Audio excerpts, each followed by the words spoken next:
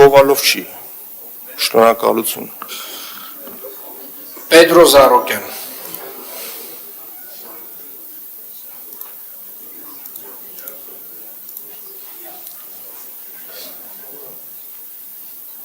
Հա, պարոն Ավինյան,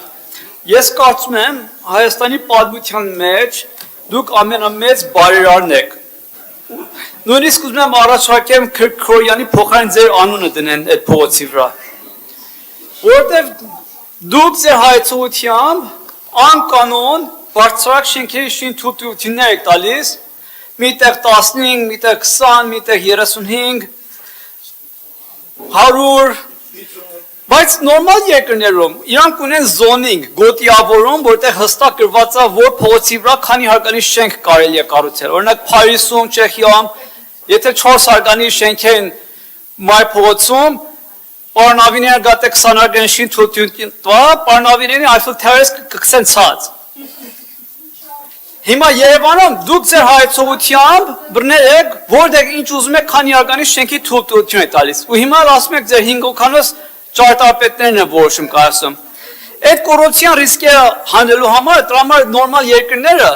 զոնինգ գոյություն ունի, գոտիավորում գոյություն ունի, որ դուք չեք դրել մեր գլխավոր հատակագծի մեջ։ Ու չեք դրել, ես կարծում եմ հատուկ չեք դրել, որտեղ սա շատ հեշտ փող աշխատելու ձև է, քաղաքապետարանի պատմության մեջ ամենից կոռուպցիան եղել է բարձրակ շինթույլտվությունները։ Նախկինները գողավազակ էին, չէ՞։ Հիմա դուք հրաշտակներ եք։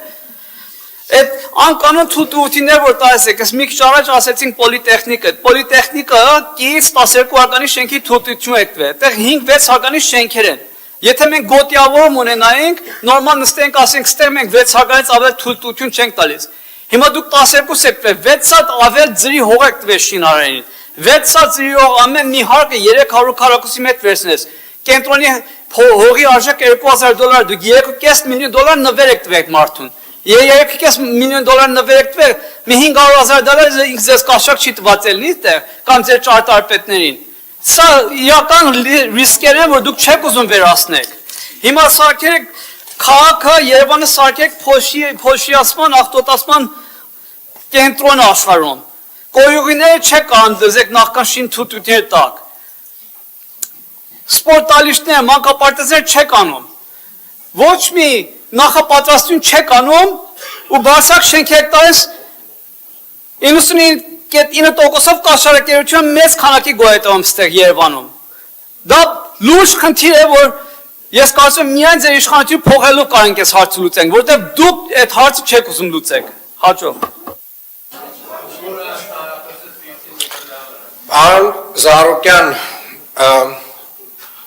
ես ստիպված էլի պետք է հիշեցնեմ, որ ձեր խմբակցության, չգիտեմ, մի պաշտոն այդ մարդը ինչ է ձեզ մոտ, բայց Հայկ Մարությանը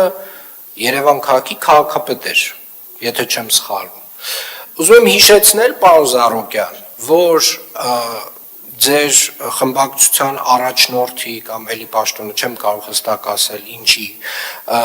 օրոք Երևան քաղաքը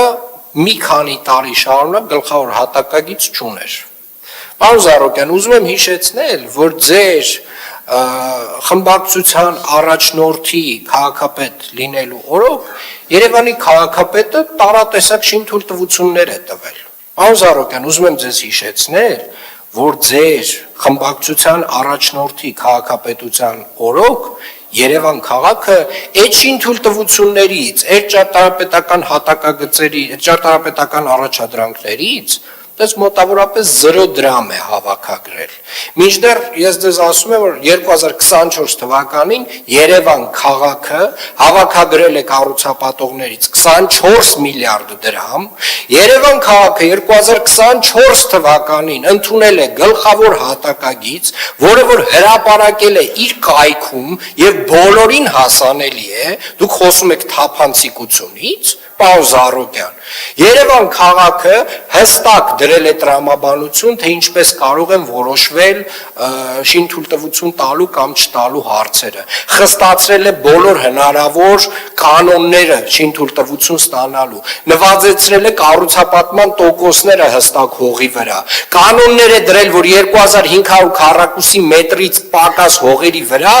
8 հարկից ավել շինթույլտվություն չի կարող տալ բնակելի շինարարության համար։ Տարատեսակ եւ բազմաթիվ որոշումներ է կայացրել կանաչապատ տարածքների վրա։ Ով խոսա, դուք լռեք։ Այստեղ չէիք այդ ժամանակ, դուք այդ ֆրակցիան եք ներկայացնում, պարոն Զարոկյան։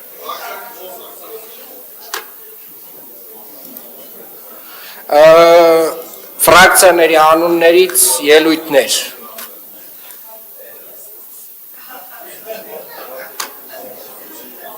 Պարոն Թորոսյան։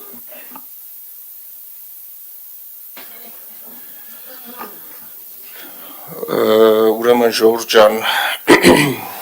2000